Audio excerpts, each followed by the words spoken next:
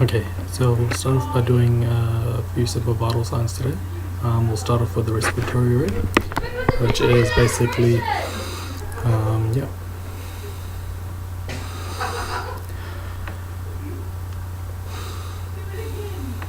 So counting each of those, usually you'll count it in 15 seconds, how many you get in 15 seconds, and multiply the number by 4. So let's say you saw me do that 4 times and within 15 seconds. My respiratory rate would be 16. Okay, the normal respiratory rate is 12 to 24 in adults. Now we'll look at applying or acquiring the radial pulse for a patient. This can be located at the wrist, in line with where your thumb is. So there's your thumb there, and you should be able to locate that by applying slight pressure onto the location on the wrist. Basically, you want to look for if it's full or bounding, if it's regular or irregular. If it is irregular, obviously you want to count it for the whole minute. If it is regular, by all means you can count for 15 seconds and multiply the number by 4.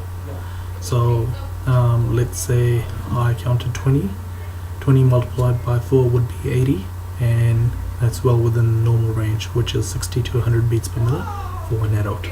So that was your radial pulse. Your brachial pulse, you can locate on your brachial artery, which runs along the line of where your pinky is. That one there, okay? The one at the end. So you'll need that to acquire blood pressure readings for a patient. Obviously you'll need a stethoscope and a blood pressure cuff as well.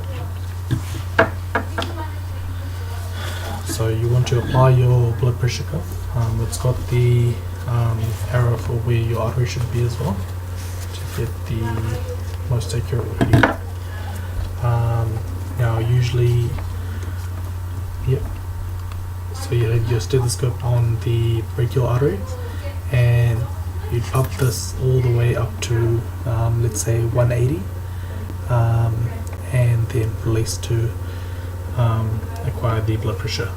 Now prior to this, you do want to have a chat with the patient or while you're doing this, just to see if they've got usually history of high blood pressure or low blood pressure readings. If it is a high, by all means you can go higher than 180. This particular one doesn't seem to be working, but basically, like I said, the needle would go there, and then you turn the valve slightly left counterclockwise to release the pressure. Obviously you want to release it slowly.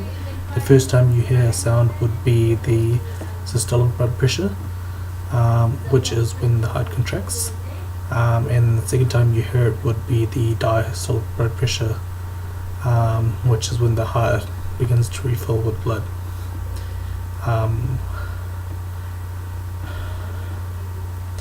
Okay, so let's say the first time I hit it at 120, and the last time I hit it was at 80. So my blood pressure reading would be 120 over 80.